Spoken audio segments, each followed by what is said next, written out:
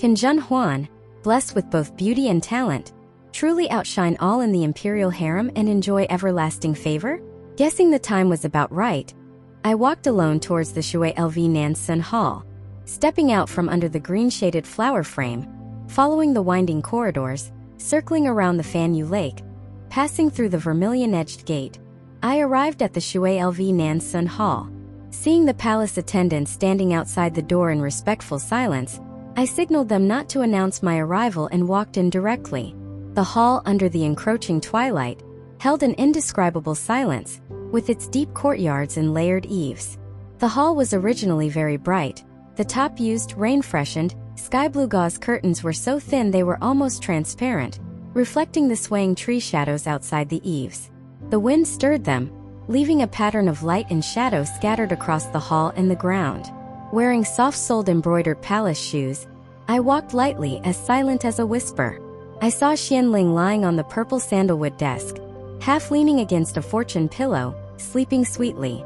The memorial he had been holding in his hand had fallen to the couch below. I gently picked up the memorial, placed it properly, and looked at the 2 stacks of memorials piled up on the desk, shaking my head slightly. The hall was silent, showing no signs of anyone else's visit. Accidentally, I saw a wisp of bright red tassel peeking out from among a pile of memorials, very eye-catching. I took it out casually and found it was a fine gauze fan used by women. The fan's surface was of the finest white gauze, decorated with gold-dusted peony patterns, and the handle was made of intricately carved ivory, delicate and exquisite, rich and luxurious.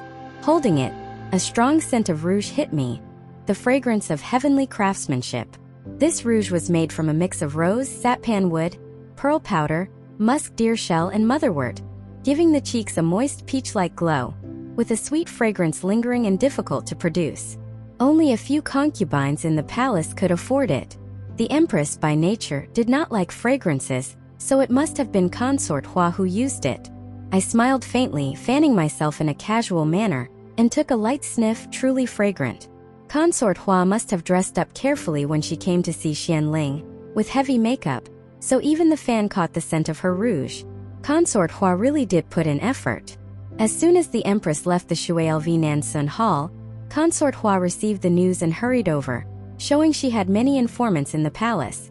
Now, with my position weak, Consort Hua did not even consider the likes of Qin Fangyi and Tiangui Ran. Her concern for the empress was mostly to regain control over the management of the 6 palaces. Now, I only have Ling Rong by my side, who unfortunately is also not favored. Ling Rong has always lived like a shadow, unnoticed. I sighed silently. Mei Zhuang, I know you mean well for me, and I understand that even with the emperor's favor, one is powerless alone in this silent deep palace. But do you know the difficult position you've put me in? It would be different if it were someone else, but I know Ling Rong's feelings. Even though she and her brother are destined to be apart in this life, how can I force her to get close to Xianling for my own safety? My head aches terribly, and just at this time, Ling Rong's father has encountered trouble. The empress pleaded with Xianling, who remained non-committal. With my own power, I don't know if I can change the fate of Ling Rong's father, but I can only do my best. As I was deep in thought with my eyes closed, I suddenly felt an itch on my face, but my hands were empty. When I opened my eyes, I saw Xianling teasing my face with the tassel of the fan handle, saying, "When did you come? I didn't even hear you." I turned my head and smiled at him. Si Lang sleeps well. I couldn't bear to disturb Si Lang. Glancing at the mountain-like pile of memorials on the desk, "The affairs of state are busy. Your Majesty should also take care of your health. The paperwork tires the body, and before I knew it, I had been looking at these documents all day," he said with a bitter smile, glaring at those memorials. "Those old men write lengthy pieces about nothing truly bothersome." I gently laughed with grace. "It is the duty of the officials to speak up. Si Lang need not be too harsh on them."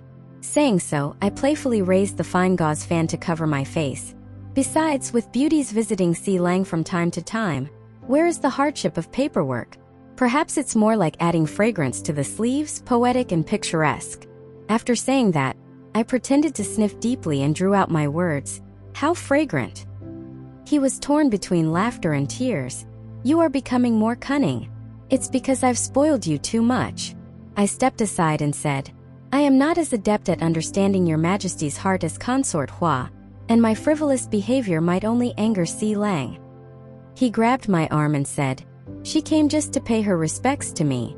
I fanned myself saying, what hot weather we have. Consort Hua came in the heat of the afternoon. She truly is thoughtful. Xianling pulled me to sit beside him. Nothing gets past you. The empress had just left when Consort Hua arrived. They both came for the same person. But it's about choosing in Lingrong's father, the magistrate of Songyang County, and Bai Huai. Exactly. Xianling's smile was enigmatic as he looked at me and said, so why have you come? I said, let me guess.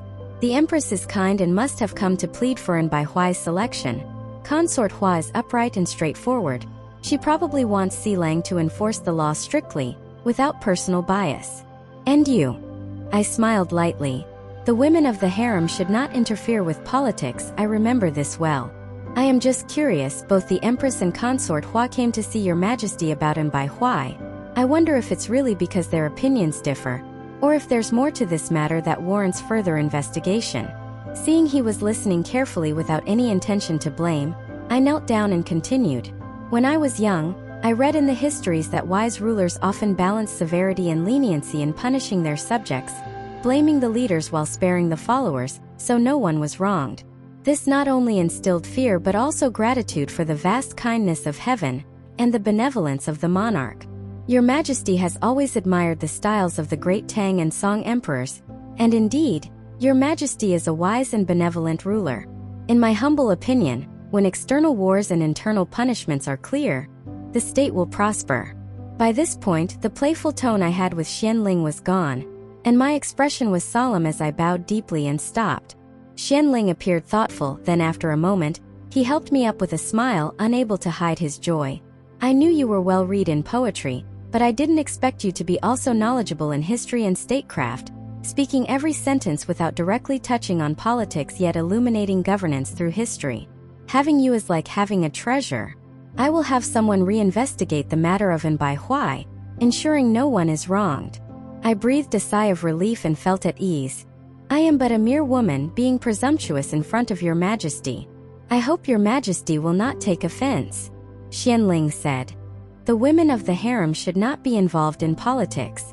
But when it's just the two of us, I am your husband, and a wife can speak freely to her husband about politics and history, why not? I bowed my head and said, I dare not. He smiled gently. Consort Zhen may not dare, but Zhen Huan has nothing to fear. I smiled broadly, meeting his gaze. Indeed, Huan may not dare to overstep with the emperor, but with Si Lang she will surely hold nothing back.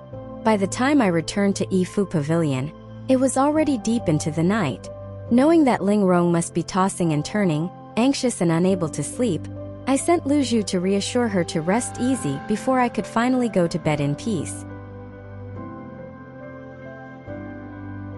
Follow us to avoid getting lost and enjoy endless exciting stories. For more content, please go to the Story Wall homepage to view more exciting novels.